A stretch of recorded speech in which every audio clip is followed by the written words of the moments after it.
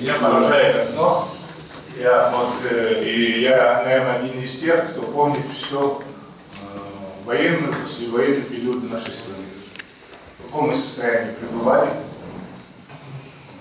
как нас покидали российские войска в 90-е годы, как мы один на один оставались со своим кровным врагом, как великий Владислав умолял в российскую сторону не уходить. Мы сегодня спокойно сидим, обсуждаем разные варианты договора. Мы помним те годы, когда, знаете, любое маленькое неправильное движение могло вообще привести к гибели страны. Весь мир был против нас. Сегодня вам кажется, что нам все под силу. Нет, дорогие мои друзья, далеко не все нам под силу. И то, что мы здесь критикуем, еще неизвестно, как российская сторона к этому отнесется. Захотят ли они с нами вообще на эту тему говорить? У нас могут быть амбиции. Мы можем говорить, это приемлемо, неприемлемо. А на нас смотрит народ. Что мы народ? Наш народ, который умирает, бежит в Тбилиси. Как это все остановить? Как остановить эту нищету? Как остановить все эти невежеские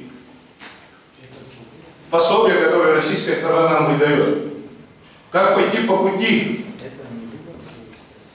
в развитие нашей экономики? Всего этого у нас нет. Самое страшное, что меня беспокоит, никто, я всегда это говорил и говорю, все депутаты, я вообще не считаю, кто-то там больше патриот или меньше патриот, все мы патриоты. Но если мы говорим о межгосударственных договорах, то мы должны четко сказать, если нам что-то не нравится, где, в какой точке, в какой запятой данный пункт противоречит нашему основному закону Конституции нашей республики.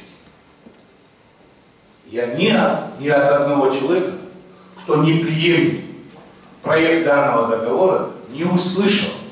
Бля, Горбхом, Аббас Языковский, Горбхом там что-то не так сделали, как-то, ребята, надо быть серьезным, народ наш грамотный. Когда мы что-то народу хотим сказать, мы должны четко сказать, если мы вот это подпишем, то вот здесь отменится наш суверенитет, здесь нарушится наша Конституция. Если таковых мы не видим, вот вам это мы можем, понимаете, уже, как говорится, оставить при себе. И последнее, что я хочу сказать. У меня создается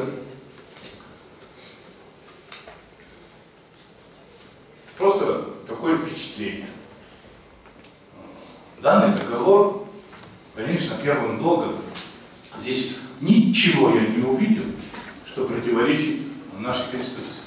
Первое, что это может быть последнее, чего мы должны просить у Российской Федерации.